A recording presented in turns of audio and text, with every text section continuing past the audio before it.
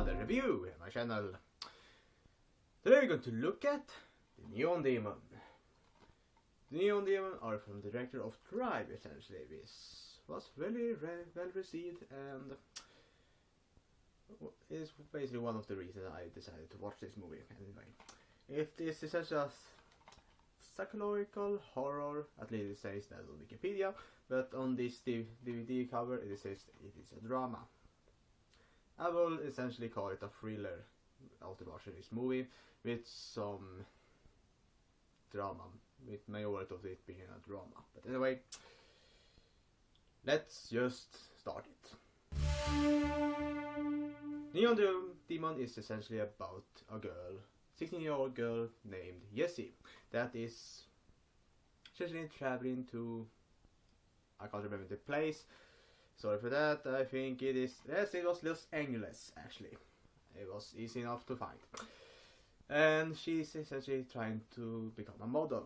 And she gets help from a friend called Dean, which takes the first photos that she goes to the agency to essentially get a job, as to get to work, and etc. etc. At the photo shoot with her friend Dean, she meets Ruby, which is, I think, what you could call a makeup artist. And they essentially becomes friends, I will call it. And Ruby essentially is a side character in the moment. She invites her to a party where we meet the other two side characters, which is Sarah, I think it's her name, and Gigi, which we see throughout the movie. When she comes to the agency, she gets accepted, but they say she needed to tell them that she's 19, and then we will see she going to photo shoots, getting works, taking it from other girls, which is essentially where it is Sarah and Gigi women, and etc. etc. And we will see her going through becoming more and more of a model in this society, and how she essentially gets there, and which people she's essentially turning against and going against, and etc. etc. And yeah, when you really think about it, why did I actually buy this movie? Because it is about models and etc. I bought it mainly because of I saw it on a list on Wikipedia about movies that were released. I think it was 2016, 2015 it says here, or 2016. And I saw this movie and I thought it sounds interesting, so I looked at the trailer. It looked interesting, so I bought it. And the story I'm intrigued of, but at the same time I'm a little bit bored when actually watching the movie. It could have been a little bit more engaging in my opinion, give you more backstory, more to go on, because it's jumping forward a lot and doesn't give you a lot to work with, and because of that I don't really feel engaged in the movie, and as I said, get a little bit bored. The visual art style in this movie is essentially, it's kind of beautiful at the same time, because they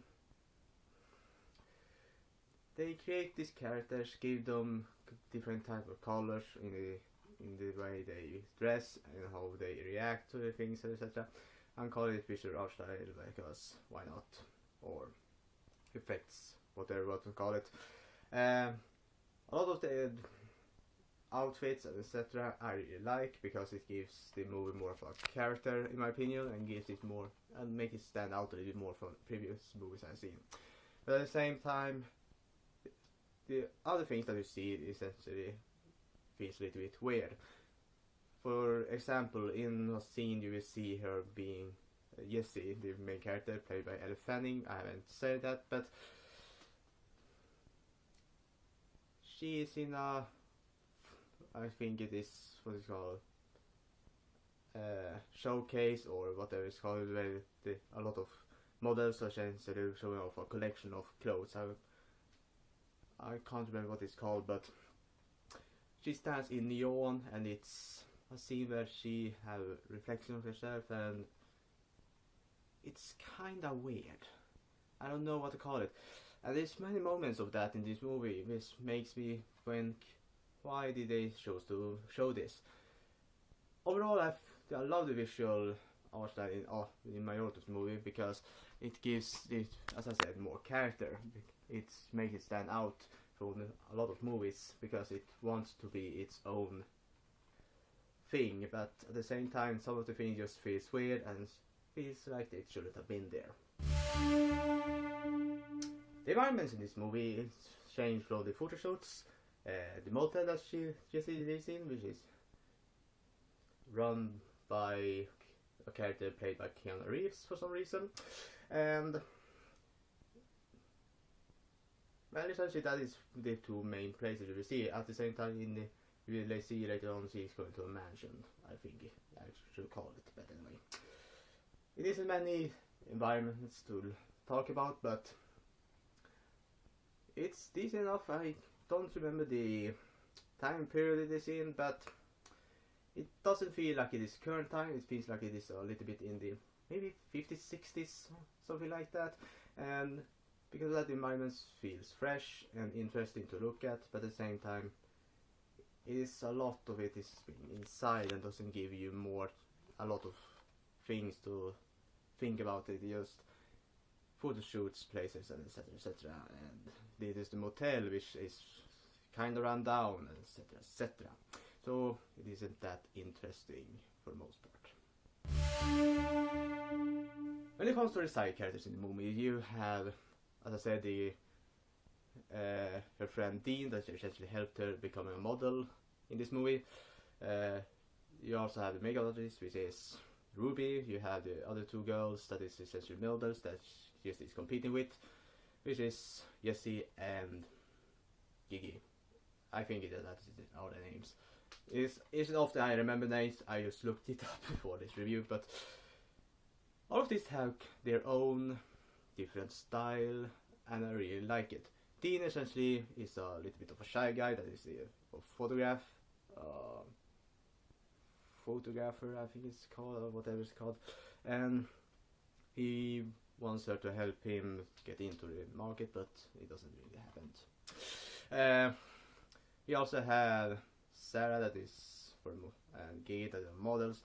The special thing about Gigi, for example, is that she remodeled herself a lot, plastic surgery, and of course Ruby are. Throughout the movie, we actually see her being a little bit, I would call it a little bit flirty with Jessie. Not flirty, it just feels like she are really liking Jessie. So yeah, and yeah, you will see that a lot in this movie. I really like the characters for the most part because they are acted somewhat good. Of course, I haven't mentioned Keanu Reeves because he's not that much into the movie. He's a little bit of a weird character. He's running a motel. I would probably call him a little bit of a pedophile at the same time, which is weird. I can't remember the character's name. I don't remember if they even named him, but he's weird. I don't know the reason for him being there, but he's weird. Maybe he was there to be scary, I don't know. So yeah, I really like the characters, but the actings are decent for the most part, but sometimes it is a little bit on the low side in my opinion because of the reactions the actors give, which I think should have been a little bit more. They should have shown a little more emotions, essentially. Which leads us to the main character, which is Jessie, played by Elle Fanning. It is one of the few actresses that I remember because I've seen her in a lot of other things. And Keanu Reeves because it's Keanu Reeves. I've seen her in Super 8, for example, and I think it's called Trumbo. Those are the two movies I remember I've seen her in. And as well Maleficent. She has been decent in those movies. In this movie she is the lead character, but in the other movies she has been a side character, which she has been excellent in those movies in my opinion and done a lot of great things in those. In this movie she can't really hold this movie up. She's one of the weaker parts of the movie. The acting is good, that's not the difficult part, it's just the reaction she gives and sometimes how nonchalantly the characters She playing the character. I don't know if that was because of the script or if it is because of the acting, but the acting for I say are decent because, but I don't know. They are calling the character a narcissist later on. I will call it a narcissist as well, and it kind of shows a little bit, but at the same time, she's a weird character, and I don't know if she could have done a lot more to the character, but this character can't hold up this movie. It is a weak main character, and they should have done a lot more with this character. I don't know if anything could have done a lot more. I've never seen her lead a movie before, so this is the first time I've seen that. So that's maybe that she maybe can't do that, but yeah, sorry for saying that, but that is what I feel about this movie.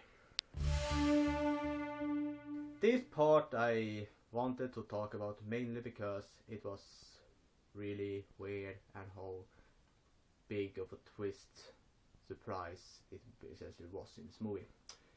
This is heavy spoilers, so if you want to move on, maybe turn down the sound and watch until the new black screen comes. When it comes to the end, Jessie, or essentially, she's essentially a narcissist, but this time you see her talking about how beautiful she is, how great she is, and etc. etc. Then she goes into the mansion I talked about before. There she sees Gigi and Sarah, and they start to chase her, trying to kill her. She falls, hit her legs, and walks as fast as she can, and they surround her with Ruby being in front of her. I think Jessie a little bit scared, and she basically push her into an empty pool where she essentially starts to bleed and can't move. She's essentially dying, and we see her the character go too far toward her and essentially murdering her.